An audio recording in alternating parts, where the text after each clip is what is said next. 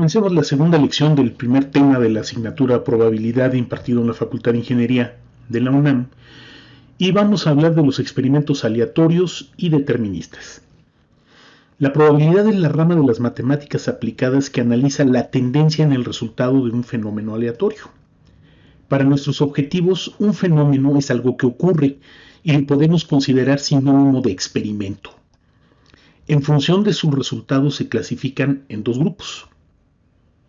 Los fenómenos deterministas.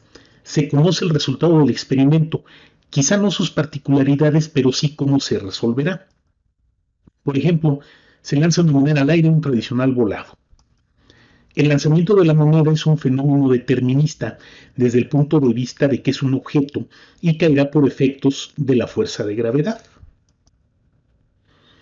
Un fenómeno aleatorio. Se desconoce el resultado del experimento ya que su realización no puede ser controlada. Volvemos al ejemplo. Se lanza una moneda al aire, nuestro tradicional volado, y ahora se desea saber cuál de sus caras quedará a la vista.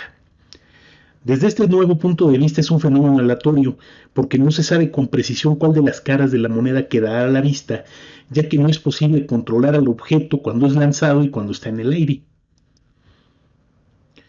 Un mismo fenómeno puede ser considerado determinista o aleatorio, dependiendo del punto de vista o el contexto en el que se estudie. Por este motivo es fundamental definir correctamente el fenómeno bajo estudio para hacer un correcto análisis. Una segunda definición se hace a partir de la naturaleza del fenómeno. Un fenómeno continuo es aquel cuyo número de observaciones o resultados no es un conjunto medible. Estos pueden tomar cualquier valor. Un fenómeno discreto es aquel cuyo número de observaciones o resultados toman valores determinados o establecidos, aun y cuando por su número no puedan ser cuantificados. Esta clasificación coincide con la que se hace en las matemáticas. Cuando una función puede tomar un número infinito de valores, se le denomina función continua. Por otra parte, cuando otra función solo toma un número establecido de ellos, se le llamará función discreta. Tienen ustedes aquí en la imagen, pues una misma función, la que tienen a la izquierda es un continuo, ustedes pueden dibujarla con un lápiz y no es necesario que levanten la punta para completar la curva. Y cuando se quiere calcular el lado de la curva se utiliza una integral. A la derecha tienen la misma curva pero conformada con puntos. Claramente pueden ver los puntos que conforman esa curva y la operación que se utiliza en ella pues es la sumatoria. En ambos casos la integral y la sumatoria son la misma operación, una en matemática continua y una en matemática discreta. Por ejemplo, se desea conocer el número exacto de usuarios del sistema de transporte colectivo Metro de la Ciudad de México. Para obtener el resultado, un observador se coloca en los torniquetes de entrada antes que la estación seleccionada abra al público. Sin embargo, lo hace en una estación poco concurrida y en día domingo, por lo que distingue claramente a cada uno de los usuarios cuando entran a la estación y puede contarlos sin dificultad.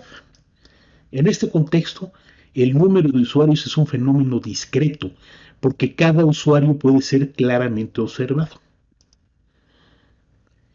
El observador repite el proceso, pero ahora en un día lunes laboral en una estación de transbordo. Al abrir las puertas de la estación, una multitud de usuarios ingresa al mismo tiempo, por lo que no pueden ser contados. La solución que encuentra el observador es tomar un cronómetro y contar cuántos usuarios ingresan en cierto periodo, por ejemplo en un minuto. El resultado que obtiene lo expresa en usuarios por minuto. En este contexto, dado que no es posible contar usuario por usuario porque son un número muy grande de ellos, se trata de un fenómeno continuo. De manera incorrecta, a cualquier situación que ocurre se le ha denominado evento.